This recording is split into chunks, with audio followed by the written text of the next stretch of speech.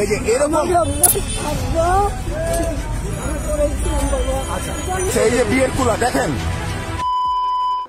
আসসালামু আলাইকুম ও রহমতুল্লাহ, স্বাগতম করছি নতুন আরো একটি ভিডিওতে। বরাবরের মতো আপনাদের সাথে আছি আমি আবু বকর। দর্শক, ভিক্ষাবৃত্তি আমরা যখন রাস্তাঘাটে চলাফেরা করি তখন আমরা বিভিন্ন সময় দেখতে পাই যে অনেকে ভিক্ষাবৃত্তি করতেছে, অর্থাৎ অনেকে বলতেছে যে আমি আমার মেয়েকে বিয়ে দিতে পারতেছি না, সো আমাদেরকে সাহায্য করুন, আমি আমার মেয়েকে বিয়ে দেব। আবার অনেকে বলে যে আমার ফ্যামিলির অমুক লোক মারাত্মকভাবে অসুস্থ বা তার অপারেশন করতে হবে, সো আমার টাকার প্রয়োজন, আমাকে সাহায্য করুন। আমরা অনেক সময় এটাও দেখতে পাই অনেক লোক বলে যে আমার বাবা মৃত্যুবরণ করেছে, সো তাকে দাফন করব, সেই টাকা আমাদের কাছে নেই, সো আমাদেরকে সাহায্য করুন, আমি আমার বাবাকে দাফন করব। এমনকি আমরা এটাও দেখেছি যে অনেক ভালো মানুষ, তারা সুস্থ মানুষ, তারা প্রতিবন্ধী হয়ে প্রতিবন্ধী সেজে তারা ভিক্ষাবৃত্তি করতেছে। আমরা অনেক সময় এটাও দেখেছি যে অনেক মানুষ অসুস্থ নয়, সে অসুস্থর ভান করে অর্থাৎ নাটক করে সে ভিক্ষাবৃত্তি করতেছে। দর্শক, ঠিক তেমনি ভাবে আমি আপনাদেরকে আজকে যে ভিডিওটা দেখাবো সেখানে মা মেয়ে রাস্তায় নেমে এই ধরনের ব্যবসা করতেছে। মা বলতেছে যে আমার মেয়েকে আমি বিয়ে দিতে পারতেছি না, সো আমাদেরকে সাহায্য করুন।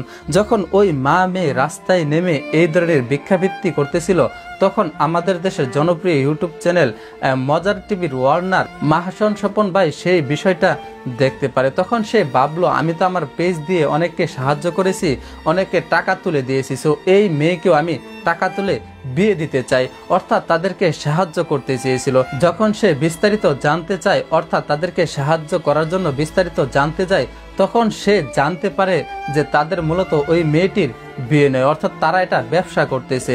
মা মেয়ে এবং খালা মিলে রাস্তায় নেমে এই ধরনের নাটক করে তারা ব্যবসা করে যাচ্ছে, মূলত মেয়েটির বিয়ে নয়। তো দর্শক, তারপরে কি হয়েছিল আপনারা ভিডিওতেই দেখতে পাবেন। তো চলুন বেশি কথা না বলে সেই ভিডিওটা আমরা দেখে আসি। প্রিয় দর্শক, আসসালামু আলাইকুম, আমি মাহাসান স্বপ্ন ফ্রম মজার টিভি। আপনারা জানেন যে আমি ফেসবুক পেজে আমি অনেক মানুষকে চিকিৎসা সাহায্যের জন্য হেল্প করি। মানুষ লক্ষ লক্ষ টাকা আল্লাহর রহমতে, আমি কিছু না, আল্লাহর রহমতে আমার পেজ থেকে মানুষ পায়। আমি আজকে খুব সাদা মনে, এই যে একটা পরিবার, ধরেন এটা একজন মা, ওইটা একটা মেয়ে, এটা ধরেন একটা খালা, এই পরিবারটা কমলাপুরে একটা জায়গায় তারা হচ্ছে ভিক্ষা করতেছিল কুলা নিয়ে, মানে এখনই বিয়ে হয়ে যাবে। উনি বলছিল যে আমার মেয়ের বিয়ে হবে, ওই যে উপরে যাকে দেখতে পাচ্ছেন, আমার মেয়ের বিয়ে হবে, আমাকে একটু হেল্প করেন, সবার কাছ থেকে টাকা নিচ্ছিল। এখন আমি সরল মনে আমি ভাবলাম আমি যেহেতু এত মানুষকে হেল্প করি, এই বিয়ে দেওয়ার মতো পবিত্র কাজে কেন আমি হেল্প করব না। তারপর তারা ভয় পাইলো, তাদের ভাষ্য মতে হচ্ছে এই যে এই রাস্তার মধ্যে ওনারা, আমরা ছেলেরা দেখে একটু ভয় পাইছে যে খারাপ কিছু হয় কিনা। পরে আমরা পরিচয় দিলাম, যেহেতু আমরা সোশ্যাল মিডিয়াতে কাজ করি, মানুষজন চেনে, আশেপাশে সবাই আমাদের পাশে সমর্থন দিল। তারপরে কমলাপুর রেল স্টেশনের ওই মাথায় যখন আমরা গেলাম তখন একজন সার্জেনকে পেলাম, তারা সার্জেনের কাছে বিচার দিল। সার্জেন ভাইকে আমার কাজ দেখালাম যে আমরা এই কাজ করি, আমরা ওনার দায়িত্ব নিতে চাই যদি উনি সঠিক থাকে। কিন্তু মেন ঘটনাটা ঘটলো, আমরা যখন ওনার বাসায় যেতে চাই তখন যেতে চাইছে না। এক পর্যায়ে ওনাকে সার্জেন ভাই রিকোয়েস্ট করলো আপনি সত্যি কিনা বলেন, আসলে মেয়ের বিয়ে দেয়া লাগবে কিনা। তারপর আপনি হচ্ছে মেয়ের মা, উনি স্বীকার করছে এবং বলছে বিপদে পড়ে আসলে এই কাজটা করছে, রাইট? এখন আপনার নাম কি? হ্যাঁ, আমি বলি আপনার নাম কি? পিয়াসা। আর আপনার মেয়ের নাম কিয়া। আর ওনার নাম?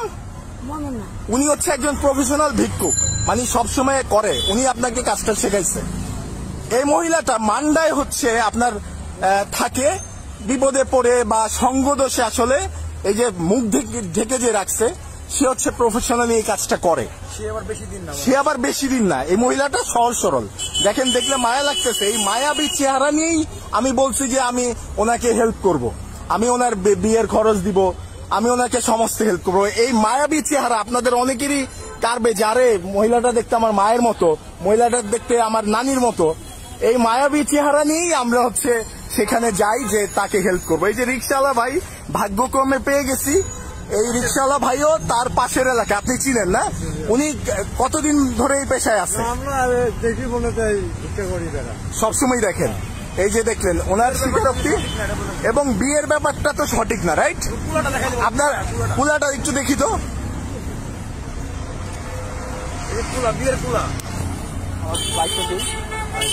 আচ্ছা আচ্ছা, এই যে বিয়ের কুলা দেখেন, মানে কি সুন্দর। এই বুদ্ধিটা কে দিচ্ছে? উনি না? এটা বুদ্ধি কে দিচ্ছে বলেন না, সমস্যা নেই, উনি দিছে। আচ্ছা, উনি একটু ভয় পাইতেছে, বাসায় গেলে হয়তো উনি ঝাড় বেরিয়ে করবে। মানে কি সুন্দর একটা সেট আপ। আপনারা দেখেন যে একটু সেট আপ করে মানুষের মন নিয়ে খেলে। আমি উপরে আল্লাহকে সাক্ষী রেখে বলতেছি, আমি এই মহিলাটার মাঝে আমি আমার মায়ের মতো ফিল করছি। আচ্ছা, একটা মা রাস্তায় ঘুরতেছে, আমি হেল্প করি। আমি ভাবলাম বিয়ে দিতে আর কতই খরচ, জীবনে অনেক টাকা আল্লাহ দিছে, আমি আমার টাকা দিয়ে ওনার মেয়ের বিয়ে দিব। কিন্তু এক পর্যায়ে আসলে সে স্বীকার করলো যে তারা একটা চক্র, বিয়ে কিচ্ছু না। এবং মেয়েটা বাংলাদেশে যেরকম সুন্দরী বলে, এরকম সুন্দরী একটা মেয়ে, যেই মেয়েকে দেখলে অনেকেরই মন গলে যাবে যে আরে আমার বোনের মতো, দেই না। আর এই যে রাস্তায় যে মানুষগুলো দেখেন, তারাই হয়তো পকেট থেকে 10 টাকা দেয়, বাইজান না? তারাই মাঝে মাঝে পকেট থেকে 10 টাকা দেয়। আচ্ছা দেই, গরিব মানুষ দেয়। এই লোক যদি 10 টাকা দেয়, তারা যদি 10 টাকা দেয়, তারা কিন্তু চুরি করে দেয় না। তারা সারা মাস কষ্ট করে খেটে তাদের কষ্টের টাকা হচ্ছে এইসব মানুষকে দেয়। কিন্তু তারা আমাদেরকে নিয়ে খেলে, তারা আমাদের নিয়ে একটা গেম খেলে। খালা, আপনি যদি সৎ থাকেন, আমি আপনাকে হেল্প করব। আপনার অর্থের যদি সমস্যা হয়, আমি করব, দেশের জনগণ করবে। কিন্তু আপনি যদি এরকম, উনি যেটা বললো নিয়মিত ভিক্ষা করে, আপনারা যদি আজকে হেল্প করে, আপনার হাজবেন্ড নাকি নেশা করে, ওইখানে বললো একজন নেশা করে। আচ্ছা আচ্ছা, আত পাগলা। এখন আপনি এই মিথ্যার আশ্রয় নিবেন না। আপনার কি আপন মেয়ে? এই যে আপনি কিন্তু ভাই, আমরা কেউ নাই, জনগণ কেউ না। আল্লাহর কাছে আপনি হিন্দু না মুসলিম? হিন্দু। আপনার ভগবানের কাছে হইলে আপনি আপনার কৈফিয়ত দিতে হবে। মুসলমান? আপনি মুসলমান? হিন্দু। আপনার সৃষ্টিকর্তা, আপনি তো এমনি আসেন না, আপনার সৃষ্টিকর্তার কাছে আপনার কৈফিয়ত দিতে হবে এক সময়। এরকম প্রতারণা করবেন না। এই আপনার লজ্জা লাগে না? আপনি না করেন নাই কখনো?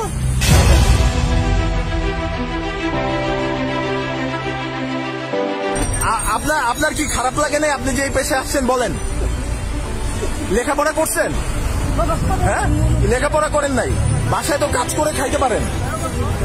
আচ্ছা শুনেন, এখন আমি বলতেছি ভাই, মানুষ বাদ দেয়। আপনি যদি সৎ থাকেন, এই যে আমি ওনার নাম্বার নিচ্ছি, আমি ওইখানে যাব আমার সামর্থ্য মতো, অথবা আমার যে ভাই ব্রাদাররা আছে যারা নিয়মিত মানুষকে হেল্প করে, আমি যাব। কিন্তু আল্লাহর হস্তে বা সৃষ্টিকর্তার দয়া, মানে একটু চিন্তা করে আপনি মিথ্যা বললেন না।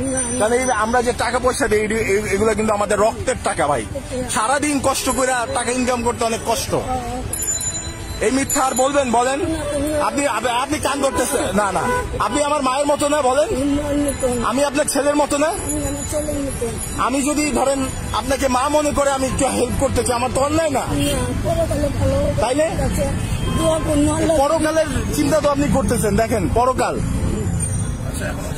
এখন আমি আমার সামর্থ্য মতো আমি বলি, হেল্প বলতে ওনার, আপনি যদি অনেক, আমাদের এলাকায় অনেক মহিলা দেখি, তারা কারণ বাজার থেকে একটু বাজার করে এনে সে বিক্রি করে। ব্যবসা করতে টাকা লাগে না। রিসেন্টলি একটা আমরা ভিডিও দেখছি না, ব্যবসা করতে পুঁজি লাগে না, বুঝছেন? লাগে হচ্ছে সৎ একটা চিন্তাধারা। আপনি এই পেশা আর করবেন না আম্মা, আপনি মায়ের মতো, আপনি দয়া করে করবেন না। এই আপনি আমার মায়ের মতো, বসেন, আপনি উঠেন। আপনি এই পেশা আর করবেন না। আর এই যে এই মহিলার সাথে চলবেন না। আপনার প্রতি আমার শ্রদ্ধা, সেলুট। কিন্তু এই মহিলা, এরকম মহিলার হচ্ছে ভালো মানুষকে ফকির সাজায়, তাই না ভাই? এই মহিলা দেখেন মুখটা ঢেকে রাখছে। আপনার বিচার করবে ভাই, আপনি জন্ম নিচ্ছেন না, সৃষ্টিকর্তা আপনার বিচার করবে। এখন খালাম্মা শুনেন, আপনার আসলে বেশি টাকা প্রয়োজন নেই, আপনি সুস্থ না? আমার পেজে আমি যাদেরকে নিয়ে ভিডিও করি, তার একজন কিডনি পেশেন্ট, ক্যান্সার পেশেন্ট, তাদের লক্ষ লক্ষ টাকা লাগে। আল্লাহ আপনার সুস্থ দিচ্ছে, আপনার মেয়ে সুস্থ না? আপনি জাস্ট আপনার সংসার চলবে। আপনার সংসার চলার জন্য একটা ছোট্ট ব্যবসা দরকার।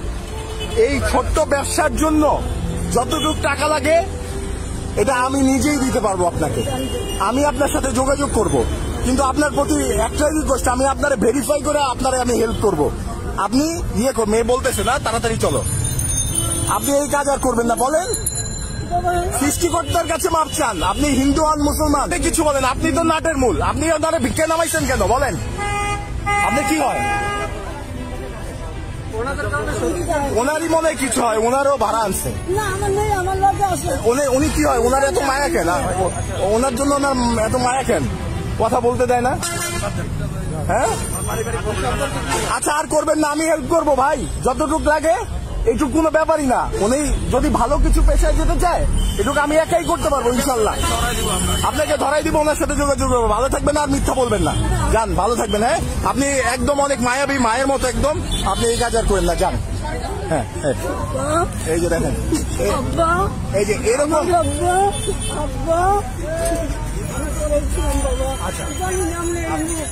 আচ্ছা দেখেন, আচ্ছা আমি আগে দিয়েছি। এত সহজ সরল একটা মহিলারে এই মহিলাটা ভিক্ষা নামাইছে, মিথ্যা কথা বলি, অভিনব কায়দায়। ওনারা আপনার কি হয় সত্যি করে বলেন? এই মেয়ে আপনার মেয়ে হয়? মেয়ে হয় না? আচ্ছা আচ্ছা, ওনার মেয়ে কোনো ভয় নাই? আপনি বাদ। হ্যাঁ, ভয় কিসের আপনার? আপনার সাথে আর কোনো চক্র আছে, আর কেউ আছে? আপনার ভয়টা কিসের? ওনার কোনো আর ভয় আছে ভাই?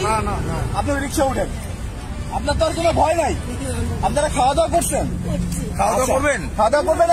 এই ধরনের ঘটনা আসলে আমাদের দেশে নতুন না। প্রতিনিয়ত এরকম মিথ্যা কথা বলে অনেকেই এই ধরনের প্রতারণা করছে। অনেকে হয়তো বলবেন আমাদের দেশের অনেক বড় বড় জায়গায় এরকম ঘটনা ঘটছে, প্রতারণা হচ্ছে, সেগুলা নিয়ে কথা বলেন না কেন? আমি একটা কথাই বলতে চাই, আদার ব্যাপারে জাহাজের খবর নিয়ে লাভ নেই। আমরা যতটুকু পারি ততটুকুই আমরা করব। আর আমরা খবর না, আমরা এই মানুষটাকে দেখেন কি সহজ সরল একটা মা, তাকে আমরা হেল্প করতে চাই এবং করব।